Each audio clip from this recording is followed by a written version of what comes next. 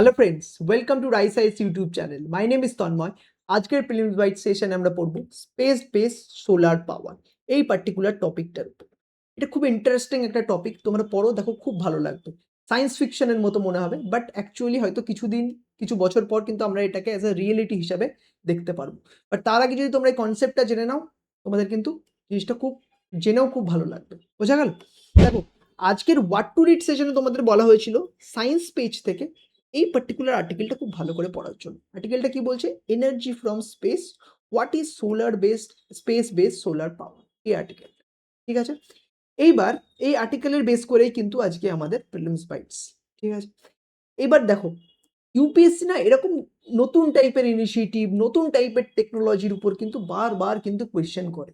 ঠিক আছে, কোয়েশ্চেন যদি আর কিন্তু যখন ইউপিএসসি এই টাইপের কোয়েশ্চেনগুলো জিজ্ঞাসা করে, জেনারেলি কিন্তু মানে একবার যদি টপিকটা জেনে যাও, আনসার কিন্তু করতে পারবে। বেশি ডেপথে ধকে না, ওভারঅল কিন্তু আন্ডারস্ট্যান্ডিংই চেক করে। যেমন দেখো, এটা 2022 একটা কোয়েশ্চেন। ওই বছর কি জিজ্ঞাসা করেছিল? Which one of the following statement best reflect idea behind fractional orbital bombardment system, ঠিক আছে, often talked about in media. তো এই ফ্র্যাকশনাল অরবিটাল বম্বার্ডমেন্ট সিস্টেম এর উপর কিন্তু কোয়েশ্চেন জিজ্ঞাসা করেছে। ঠিক আছে, তো সিমিলারলি কোনো ইন্টারেস্টিং টপিক যদি নিউজে থাকে, ইউপিএসসি কিন্তু তার উপরেও কোয়েশ্চেন জিজ্ঞাসা করতে পারে। তো এটার দ্বারা ইন্সপায়ার্ড হয়ে কিন্তু স্পেস বেস সোলার পাওয়ার, এটা আমরা ভালো করে পড়বো। ইউপিএসসি কিন্তু এর উপর কোনো কোয়েশ্চেন জিজ্ঞাসা করতে পারে। ঠিক আছে, এবার আমরা কোন কোন ডাইমেনশনের টপিকটাকে কভার করব। প্রথমে আমরা কনটেক্সট দেখবো, কেন এটা নিউজে আছে। ঠিক আছে, তারপর আমরা যেটা জানবো যে স্পেস বেস সোলার পাওয়ার এইটা জিনিসটা কি। ঠিক আছে, এটার ব্যাপারে আমরা জানবো। তারপরে এই যে স্পেস বেস সোলার পাওয়ার, এটা কিভাবে কাজ করে, working mechanism, that is most important, এটা আমরা বুঝবো। ওয়ার্কিং মেকানিজম হয়ে যাওয়ার পরে আমরা এই রিলেটেড কিছু কি কনসেপ্ট, ফর এক্সাম্পল যেমন lunar ring, wireless power transfer, এই ব্যাপারগুলোকে একটু কিন্তু জানবো। জানার পর আমাদের সব থেকে যেটা বুঝতে হবে যে এই যে আমরা সোলার স্পেস বেস সোলার পাওয়ারের কথা বলছি, এর যে অ্যাডভান্টেজ কি ওভার টেরিটোরিয়াল সোলার পাওয়ার, ঠিক আছে, প্ল্যান্টের। তো অ্যাডভান্টেজ ওভার টেরিটোরিয়াল সোলার, আমরা এটাকে বুঝবো। এরপর আমরা এটা দেখবো যে এই পার্টিকুলার যে ইনিশিয়েটিভ বা প্রোগ্রাম আছে, এখানে কি কি ক্রিটিক্যাল চ্যালেঞ্জেস আছে, সেটাকে আমরা জানবো। বোঝার পর আমরা দেখবো যে ইনস্টিটিউশনাল আর গ্লোবাল এফর্ট কি হচ্ছে এই এখনো পর্যন্ত, কে কি করছে, হোয়াট ইজ ইসরো এই রেসপেক্টে কি করছে, নাসা কি করছে, চায়না কি করছে, এগুলো কিন্তু আমরা জানবো। ঠিক আছে, এরপরে প্রত্যেক দিনের মতো তোমাদের কি করতে হবে, এই পার্টিকুলার যে কন্টেন্টটা আমরা পড়বো বা বুঝবো, তার উপর কিন্তু একটি প্রিলিমস এর এমসিকিউ আছে, সেটা কিন্তু তোমাদের কিন্তু সলভ করতে হবে, তবেই কিন্তু তোমাদের আন্ডারস্ট্যান্ডিং ক্লিয়ার হবে। বোঝা গেল? তাহলে আমরা কি করি না, কনটেক্সট দিয়ে শুরু করি। কনটেক্সট দিয়ে কি, কনটেক্সটে কি আছে দেখো, রিসেন্টলি একটা জাপানিজ কোম্পানি আছে। জাপানিজ কোম্পানিটার নাম কি?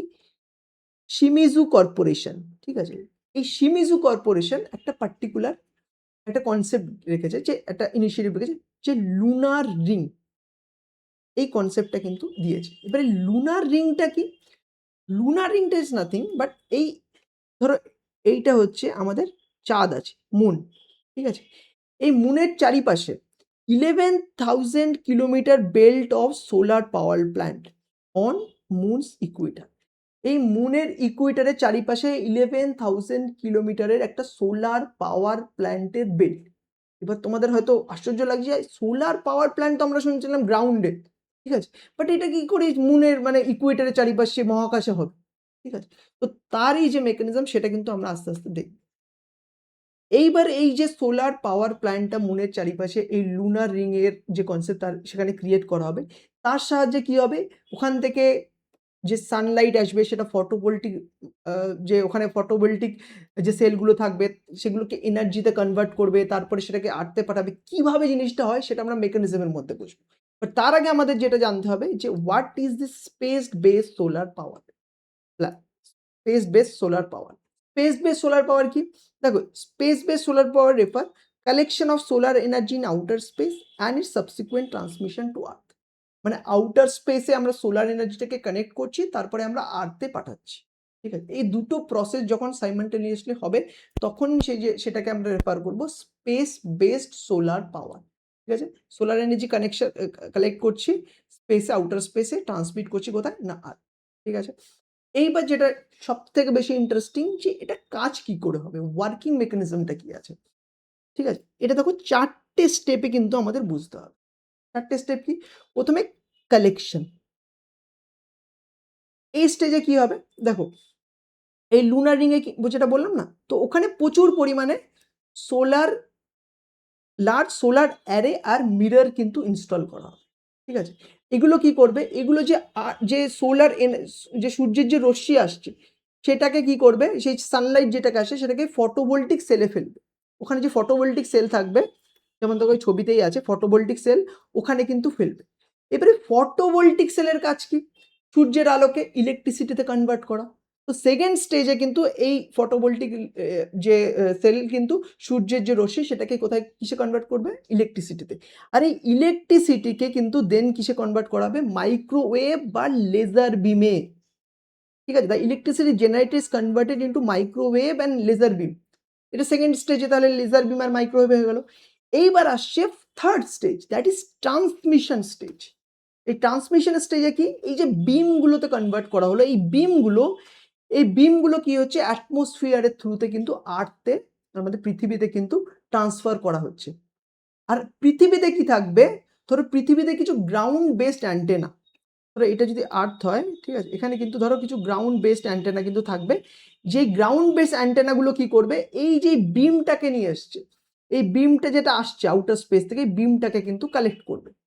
রিসিভিং অ্যান্টেনা থাকবে, এই বিমটাকে কালেক্ট করবে। আর এই যে অ্যান্টেনাটাকে বলা হয়, এটাকে বলা হয় রেকটিনা। ঠিক আছে? তো এটাই কিন্তু ট্রান্সমিশন স্টেজে কিন্তু এটা আসছে। এবার যে ফোর্থ স্টেজ আসছে সেটা হচ্ছে রিকনভার্সন স্টেজ। ঠিক আছে? কি করবে? এই রেকটিনাগুলো কি করবে? এই যে বিম বা লেজার এনার্জি, মাইক্রো এনার্জি যেগুলো আউটার স্পেস থেকে রিসিভ করছে, সেগুলোতে কি করবে না আবার ইলেকট্রিসিটিতে কনভার্ট করবে। এটা কোন স্টেজে? না রিকনভার্সন স্টেজের মধ্যে করছে। করার পর যে ইলেকট্রিসিটিটা জেনারেট হবে সেটা কোথায় পাঠাবে? না গ্রিডে পাঠাবে। তার মানে দেখতে পারলাম যে সানলাইট সোলার রেতে আসছে, সেখান থেকে ফটোভোল্টিক সেলে যাচ্ছে, এনার্জি হচ্ছে, এনার্জি হওয়ার পর সেটাকে বিমে ট্রান্সফার হচ্ছে, বিম বা মাইক্রোওয়েভ সেটাকে আর্থে রেকটিনাতে আসছে, আবার সেটার কিন্তু ইলেকট্রিসিটিতে কনভার্ট হচ্ছে। পুরো কিন্তু এটা সাইকেল। ঠিক আছে? এভাবে কিন্তু স্পেস বেসড সোলার পাওয়ার কিন্তু জেনারেট হচ্ছে। ঠিক আছে? এইবার এর সাথে সাথে কি যে এই প্রজেক্টের মধ্যে যে কি কনসেপ্ট সেটা আমরা একবার দেখব। লুনার রিং এর কথা বললাম, লুনার রিং। ঠিক আছে? এটা যেটা বললাম ওই আ build a solar belt around moon's equator 11,000 kilometre, যেটা তোমাদের এখানে দেখালাম 11,000 কিলোমিটার অফ সোলার বেল্ট। ঠিক আছে? Solar power plant on moons Ecuador. এটা হচ্ছে তোমার লুনার রিং বা লুনার রিং এর কনসেপ্ট। আর এই যে লুনার রিংটা বিল্ড করবে সেটা কিন্তু হিউম্যান দিয়ে কিন্তু বিল্ড করবে না। এটা বিল্ড করবে কি? না রোবট। আর এই রোবট কিন্তু এর জন্য যে লুনার সয়েল যেটাকে আমরা রেগোলিথ বলি সেটাকে কিন্তু ইউজ করে পার্টিকুলারলি এটা কিন্তু বিল্ড করবে। ঠিক আছে? এর সাথে সাথে আরেকটা ইম্পর্টেন্ট টেকনোলজি এখানে ইনভলভ আছে, ওয়্যারলেস পাওয়ার ট্রান্সমিশন। যেটা বললাম আমরা ওই বিমের দ্বারা যে এনার্জি ট্রান্সফার করাটা সেটাই কিন্তু এই যে টেকনোলজি এটা কিন্তু এখনো ফুল ফ্লেজলি এখনো সব দেশ কিন্তু এটা অ্যাডাপ্টেড করতে পারেনি। এটা এক্সপেরিমেন্টাল স্টেজে আপাতত আছে। ইউএস এর বেশ কিছু রিসার্চ এর উপর কিন্তু হয়েছে। ঠিক আছে? তো ওয়্যারলেস পাওয়ার ট্রান্সফার, তাহলে lunar ring wireless power transfer. But তারপরে আমাদের যেটা জানা সবথেকে বেশি ইম্পর্টেন্ট যে এই অ্যাডভান্টেজটা কি সোলার বেসড পাওয়ারের। ঠিক আছে? দেখো ফার্স্ট হচ্ছে হাই ইনটেনসিটি। কেন হাই ইনটেনসিটি? এই যে সোলার রেডিয়েশন স্পেসে আছে সেটা কিন্তু 30-40% মোর ইনটেন্স। মানে গ্রাউন্ডে আমরা যতটা সূর্যের পাওয়ার পাই তার থেকে কিন্তু স্পেসে অনেক বেশি ইনটেনসিটি। এবার অনেক বেশি যদি ইনটেনসিটি যদি হয় তাহলে কি করতে পারছি? আমরা কিন্তু আরো যে সোলার পাওয়ার জেনারেশন সেটা কিন্তু আরো বেশি ভালোভাবে করতে পারছি। আর এই স্পেসে কি থাকে বলতো? এই অ্যাটমসফিয়ারিং স্ক্যাটারিং এই জিনিসগুলো হয় না, ফলে ইনটেনসিটি কিন্তু আরো অনেকটা বাড়িয়ে দেয়। ঠিক আছে? এছাড়াও কি আছে? জিরো ইন্টারমিটেন্সি। কারণ এই যে স্পেস বেসড সিস্টেমগুলো আছে সেগুলো কি এই ক্লাউড কভার, ডাস্ট, ঠিক আছে, এগুলো দ্বারা কিন্তু অ্যাফেক্টেড হয় না। ঠিক আছে? এর ফলে কিন্তু এই জিরো ইন্টারমিটেন্সি কিন্তু পাওয়া যায়। ঠিক আছে? এছাড়াও গ্লোবাল রিচ কিন্তু প্রচুর। ফর এক্সাম্পল ধরো এনার্জি জেনারেট কোনো একটা পার্টিকুলার জায়গায় এনার্জি জেনারেট করা যাচ্ছে না? আমরা দেখেছিলাম এই বিমের দ্বারা এনার্জি আউটার স্পেস থেকে পাঠিয়ে দেওয়া যাচ্ছে। তো ওই পার্টিকুলার জায়গাটায় আমি বিমের দ্বারা এনার্জি একদম আউটার স্পেস থেকে পাঠিয়ে দিলাম। ওখানে কোনো অ্যান্টেনা থাকলো যেটাকে আমরা রেকটিনা বলেছি, সেটা ওই বিমটাকে আবার ইলেকট্রিসিটিতে কনভার্ট করে গ্রিডে পাঠিয়ে দিল। এইভাবে কিন্তু যে রিচ, যেখানে ইলেকট্রিসিটি নেই বা যাওয়া যাচ্ছে না সেই সব জায়গায় কিন্তু এটা পৌঁছাতে পারে। ঠিক আছে? তো গ্লোবাল রিচ কিন্তু প্রচুর। বাট অ্যাডভান্টেজ তো আছে। এর সাথে, সাথে চ্যালেঞ্জেস তো ডেফিনিটলি থাকবে। তাহলে কি চ্যালেঞ্জেস আছে? দেখো ক্রিটিক্যাল চ্যালেঞ্জেস এর মধ্যে ফার্স্ট যেটা যে ইকোনমিক চ্যালেঞ্জ। মানে এর যে কস্ট সেটা তোমরা বুঝতে পারছো প্রচুর কস্ট হতে যাচ্ছে। হয়তো বিলিয়নস অফ ডলারে কিন্তু এর যে কস্ট থাকবে। ঠিক আছে? বাট তার সাথে, সাথে আরো যে অ্যানাদার ইম্পোর্টেন্ট যে রিজন যে ট্রান্সমিশন লস। ধরো এই যে পুরো প্রসেসটাতে এই বিম আসছে মাইক্রোওয়েভের থ্রুতে এনার্জি ট্রান্সফার হচ্ছে এটাতে কিন্তু প্রচুর পরিমাণে কিন্তু ট্রান্সমিশন লস কিন্তু হওয়ার একটা পসিবিলিটি কিন্তু আছে। ঠিক আছে? এর ছাড়াও যে স্পেস ডেব্রিজ এর প্রবলেম যেটা এর আগের যে প্রিলিমস বাইটস এর লেকচারে আমি তোমাদের দেখিয়েছিলাম যে হোয়াট ইজ কেসলার সিনড্রোম। ঠিক আছে? তো স্পেস ডেব্রিজ এর যে প্রবলেম তো ওই স্পেস ডেব্রি ধরো ওই পার্টিকুলার যে লুনার রিং সেখানে কোনোভাবে যে মানে কোনোভাবে কোলাইড করলো এর ফলে কিন্তু যে বিলিয়নস অফ ডলারের যে আমাদের ইনভেস্টমেন্ট সেটা কিন্তু পুরো ডেঞ্জারে চলে আসবে। আর এছাড়াও কিন্তু মানে আমাদের ওটাকে কিন্তু মেইনটেনেন্স করার জন্য কিন্তু যে আমরা বললাম ডিপেন্ডেন্স অন টেলি রোবোটিক তো এটাও কিন্তু মেইনটেনেন্স কষ্ট কিন্তু প্রচুর হয় আর কষ্টের থেকেও maintenance is very difficult actually. ঠিক আছে?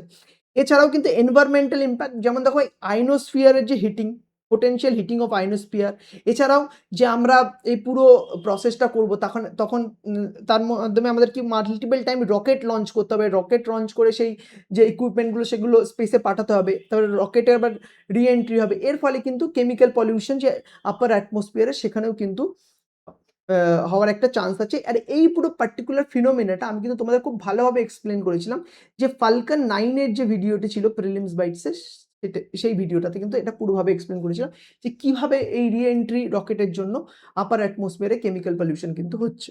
ঠিক আছে? এরপর আমাদের যেটা দেখে নিতে হবে যে ইনস্টিটিউশনাল এন্ড গ্লোবাল এফর্ট কি আছে। দেখো ফার্স্ট যদি আমরা ইসরোকে দিয়ে শুরু করি, ইসরো কিন্তু লং টার্ম যে স্পেস ভিশন আছে সেখানে কিন্তু এই যে সোলার বেসড